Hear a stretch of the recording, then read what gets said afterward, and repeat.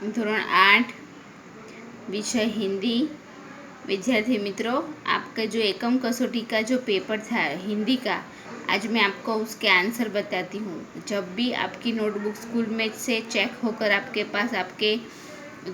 पास वापस आएगी, तब आपको मैं इसलिए उस उत्तर बताती हूँ कि आपको ऐसा लगे कि हमको गलत क्यों दिया है। एक बार रिवीजन, हम क्लास में भी आपको पता है कि जब भी स्कूल में टेस्ट वगैरह लेते थे तो हम स्कूल में जब हमारा लेक्चर आता था तब हम उसमें उसका रिवीजन करवाते थे। तो आज मैं से आपको इसका रिवीजन करवाती हूँ। तो धोरण 8 विषय हिंदी का आपका पेपर का रिवीजन करवाती हूँ। ध्यान से सुनिए विद्यार्थी मित्रों। पहला जो प्रश्न है, नीचे दिए गए विकल्प में से सही विकल्प लिखिए। तो काव्य में भगवान को कैसा कहा गया है? तो क्या उत्तर आएगा उसका? दयालु। दूसरा है, ईदगाह पाठ के लेखक कौन है? प्रेमचंद, जगदीश चंद्र ठाकुर और द्वारका प्रसाद। तो उसके लेखक कौन थे? प्रेमचंद। और बी विभाग में है कि रिक्त स्थानों की पूर्ति कीजिए। रमजान के पूरे खाली जगह रोजों के बाद ईद आती है। तो विद्यार्थी मित्रों, रमजान कब आती है? 30 दिनों के बाद, यानी कि क्या उत्तर आएगा? 30। हामिद ने चिमटा खाली जगह पैसे में खरीदा, 3 पैसे में खरीदा। तेरी है झरमी तो तेरा है आसमान। भगवान की रहमत से हम सब ने क्या पाया है? जिस्म पाया है, जान पाई है उसकी वजह से। तो क्या आएगा? जिस्म आएगा। अब नीचे दिए गए प्रश्नों के उत्तर एक एक वाक्य में दीजिए। ये आपको कितने मार्क्स के दिए थे? 5 मार्क्स के। तो कवि किसे सबसे ताकतवर मानते हैं? कवि ईश्वर को सबसे बड़े ताकतवर मानते हैं क्योंकि वो हमारे पर आई हुई हर मुसीबत और आफत को दूर कर सकते हैं। तू अपनी नज़र हम पर रखना, ऐसा कवि क्यों कहते हैं? तू अपनी नज़र हम पर रखना, ऐसा कवि क्यों कहते हैं? क्योंकि हमें। दूसरा जो प्रश्न है आपका, तो अपनी नज़र हम पर रखना क्योंकि आए ईश्वर उसकी हर हाल में खबर रखे और दुख के समय उसको साथ दे, इसलिए वो कहते हैं।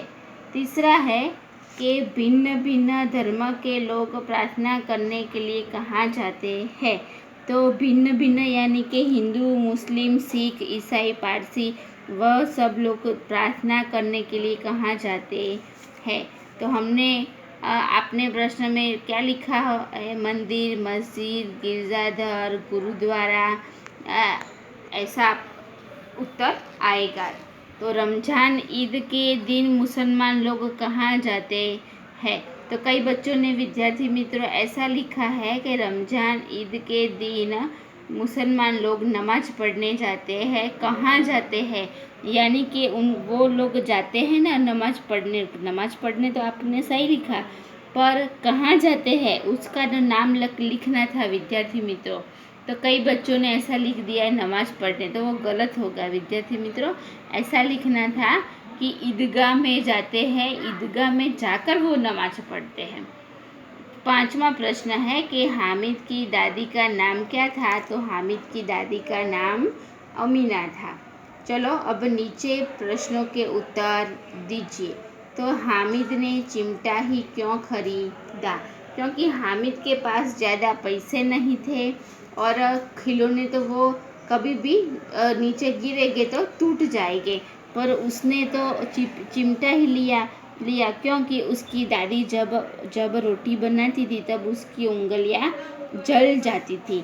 वो उसने अपनी दादी के प्रति प्रेम और ममता, और उसने अपनी दादी के लिए चिमटा इसलिए लिया कि कभी भी उसकी दादी की उंगलियां नहीं जले और उसके घर में चिमटा भी नहीं था। उसने अपनी दादी के लिए चिमटा खरीदा था।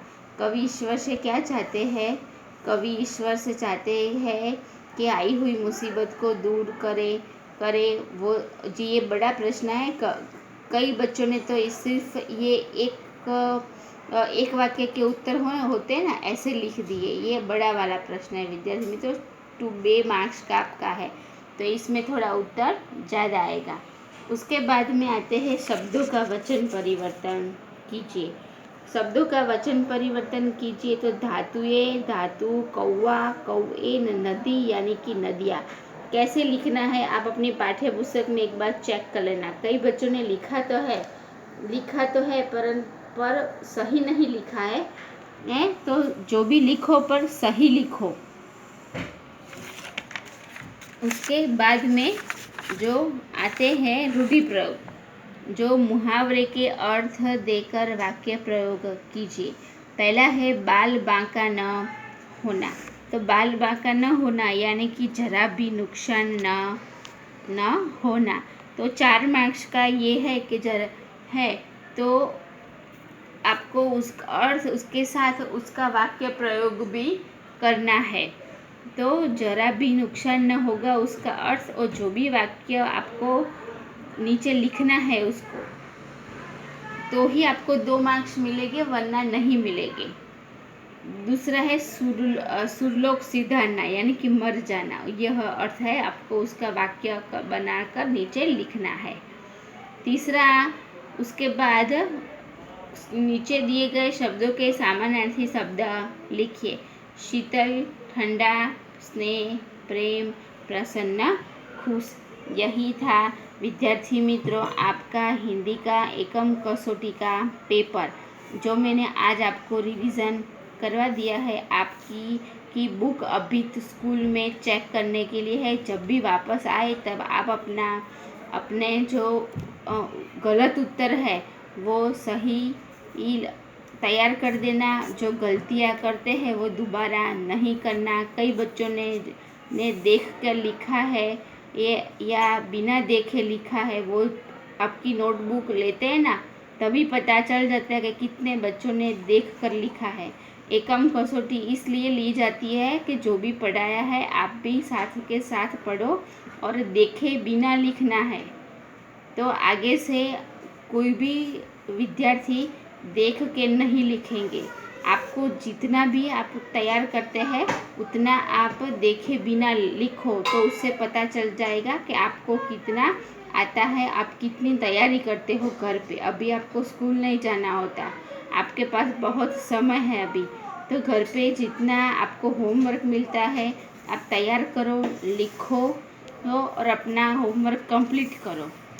और आगे से जो भी हिंदी में आपको एकम कसौटी हिंदी हो या कोई भी सब्जेक्ट हो आपका, पर आप अक्षर अच्छे निकालो और सही तरह से लिखो। Okay, thank you.